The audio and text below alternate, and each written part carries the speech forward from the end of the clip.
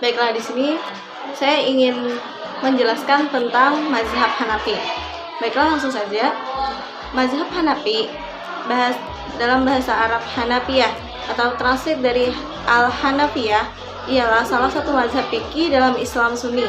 Mazhab ini didirikan oleh Imam Abu Hanifah yang bernama lengkap Abu Hanifah bin Nu'man bin Thabit bin Taimin al-Kufi. Mazhab ini diamalkan dan berkembang di kalangan orang Islam Sunni di kalangan Afghanistan, Irak, Persia, Mesir, Turki, dan anak benua India, Tiongkok, Rusia, dan sebagian Afrika Barat. Mazhab Hanafi juga sempat berkembang di Maroko, namun kemudian mulai tergeser oleh mazhab Maliki. 2. Imam Abu Hanifah, pendiri mazhab Hanafi. Nu'man bin Sabit bin Zuta bin Mahan At-Taimi, lebih dikenal dengan nama Abu Hanifah, lahir di Irak pada 80 Hijriah atau 699 Masehi, meninggal di Baghdad, Irak 148 Hijriah atau 767 Masehi, merupakan pendiri dari mazhab fikih Hanafi. Abu Hanifah juga merupakan seorang tabi'in, generasi setelah sahabat Nabi, karena dia pernah bertemu dengan salah seorang sahabat Rasulullah SAW bernama Anas bin Malik dan beberapa peserta perang Badar yang dimuliakan Allah Subhanahu wa Ta'ala, yang merupakan generasi terbaik Islam, dan meriwayatkan hadis darinya serta sahabat Rasulullah SAW lainnya. Imam Hanafi disebutkan sebagai tokoh yang pertama kali menyusun kitab fikih berdasarkan kelompok-kelompok yang berawal dari kesucian atau taharah, salat, dan seterusnya, yang kemudian diikuti oleh ulama-ulama sesudahnya seperti Malik bin Anas, Imam Syafi'i, Abu Dawud, dan Imam Bukhari. Selanjutnya kita akan membahas tentang metodologi fikih Abu Hanifah. Jadi Abu Hanifah memiliki metodologi yang terkonsep secara struktural. Beliau pertama-tama mendasari mazhabnya pada Al-Quran atau Kitabullah. Jika beliau tidak menemukan dasarnya di Al-Quran, maka beliau mencarinya kemudian di hadis atau as-sunnah. Jika masih tidak ditemukan dalam hadis, maka beliau akan mencarinya dari pendapat para sahabat Rasul atau as-sar. Jika perkataan beliau sampai kepada Ibrahim An-Nasi, As-Sabi Al-Hasan bin Shirin Sa'id bin Musayyib, maka beliau berijtihad. Imam Hanafi cukup dikenal atas penggunaan rasionalis atau rais dalam metode pengambilan fatwanya. Selain itu, Abu Hanifah juga mendasari fikih dengan qiyas, namun terkadang pula beliau tidak mengkiaskannya karena suatu sebab, kecuali mendesak. Abu Hanifah juga mendasari fikih dengan kaidah-kaidah umum yang disebut dengan istihsan. Abu Hanifah juga banyak menggunakan qiyas dan ihtisan dari imam-imam yang lain. Secara sederhana, dasar-dasar metodologi fikih Abu Hanifah dapat menetapkan suatu hukum fikih bisa dilihat dari yang pertama itu dari Al-Quran, yang kedua dari As-Sunnah, yang ketiga dari pendapat para sahabat Nabi atau As-Sar, yang ketiga ijma, yang keempat qiyas, yang kelima ada ihtisan. Perkembangan mazhab Hanafi. Nah, Abu Yusuf lebih banyak mengangkat para ahli yang memiliki kemampuan memutuskan hukum dengan metode Imam Abu Hanifah. Nah, karena kebijakan ini, masyarakat pada akhirnya lebih mengenal pandangan-pandangan hukum mazhab Hanafi dibanding pandangan mazhab lainnya. Nah, di antaranya lokasi yang menjadi pusat penyebaran mazhab Hanafi itu ada di Irak,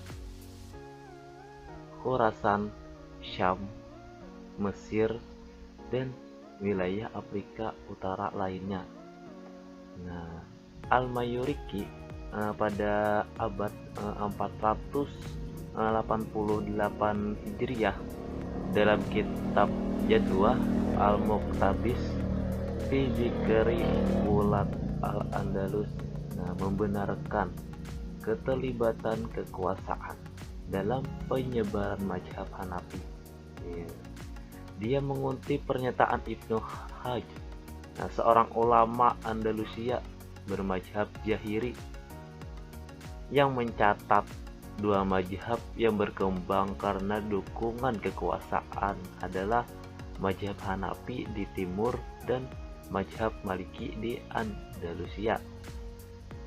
Pengaruh mazhab Hanafi yang kuat di masyarakat Abbasiyah itu ditunjukkan salah satu ketika Khalifah Al-Qadir Billah mengganti hakim kota Baghdad dengan hakim bermazhab Syafi'i. Itu yang bernama Al-Bariji. Menurut Ahmad Timur dalam buku Najrah Tarikhiyah fi Hudus Al-Majahid Al-Fiqhiyah Al-Arba'ah, kebijakan tersebut memicu konflik di masyarakat bawah. Khalifah Al-Qadir Billah akhirnya mengembalikan jabatan hakim kepada ulama yang bermazhab Hanafi untuk menghentikan keresahan. Sejak saat itu mazhab Hanafi memiliki posisi yang kuat dalam pemerintahan. Dalam catatan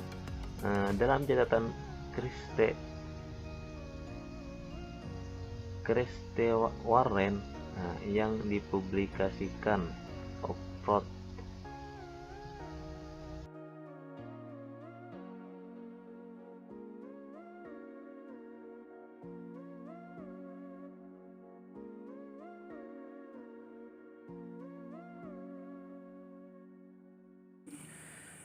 Kitab karya Imam Abu Hanifah. Menurut As-Sadiqi, Abu Hanifah tidak menulis bukunya sendiri, melainkan murid-muridnya yang menuliskannya. Muridnya yang pertama kali menulis kitab atau buku Abu Hanifah adalah Abu Yusuf. Salah satu bukunya berjudul Risalah Al-Syarat. Kitab tersebut menjelaskan menguraikan tentang perihal opeti. Sayangnya kebanyakan buku yang ditulis Abu Yusuf tidak diturunkan dan kurang diketahui. Sementara murid Abu Hanifah yang lain, Muhammad ibnu Al-Hasan, menulis lebih banyak buku terkait mazhab Hanafi dan menjadi pegangan utama para penganut mazhab Hanafi. Buku-buku tersebut antara lain Al-Jami'ul Kabir, kedua Al-Jami'ul Shaghir, yang ketiga Al-Mabsut, yang keempat As-Sirajul Kabir, yang kelima As-Sirajul Shaghir, dan yang keenam Az-Zijad. Keenam buku yang ditulis oleh Muhammad ibni Al-Hasan juga dikenal sebagai kitab Dhahirur Riwayah oleh para penganut mazhab Hanafi. Keenam buku tersebut kemudian dikumpulkan lagi oleh Al-Hakim Asy-Syahid dalam karyanya yang berjudul Al-Kafi.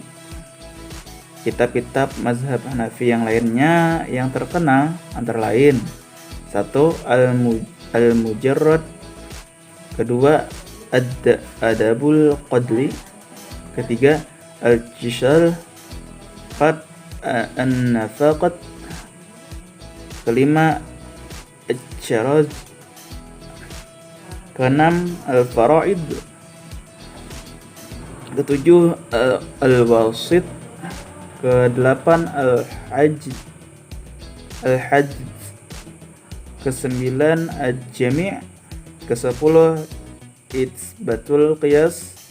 Ke-11 ijtihadur ra'ji. Ke-12 al-awqaf. 13 ihtilaful fuqaha. Ke-14 syarah muskil al-ahadits. Ke-15 syarah ma'anil athar.